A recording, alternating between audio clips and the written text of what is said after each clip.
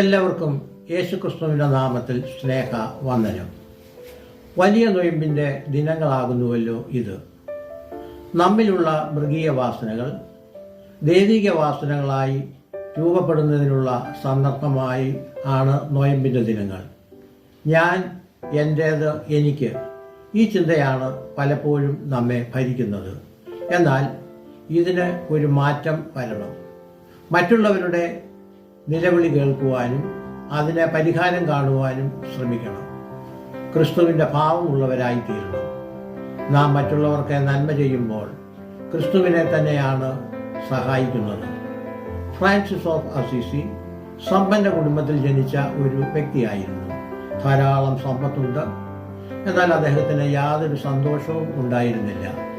അദ്ദേഹം തൻ്റെ സ്വത്തുക്കൾ വിറ്റ് അതിൻ്റെ പണം മറ്റുള്ളവരുടെ നന്മയ്ക്കായി വിനിയോഗിക്കുന്നു.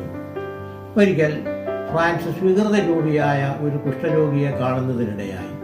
ഈ കാഴ്ച അദ്ദേഹത്തെ വളരെ അസ്വസ്ഥനാക്കി. ഫ്രാൻസിസ് ആ കുഷ്ഠരോഗിയുടെ അരികിൽ ചെന്ന് അയാളെ ആലിംഗനം ചെയ്യുന്നു. In his arms the face of the leper change to the face of Christ. നാം ദുഃഖത്തിലിരിക്കുന്നവരെ ആശ്വസിപ്പിക്കുമ്പോൾ കർത്താവിനെ തന്നെയാണ് സഹായിക്കുന്നത്. യേശു പറയുന്നു, എനിക്ക് ദാഹിച്ചു, നിങ്ങൾ കുടിപ്പാൻ തന്നു.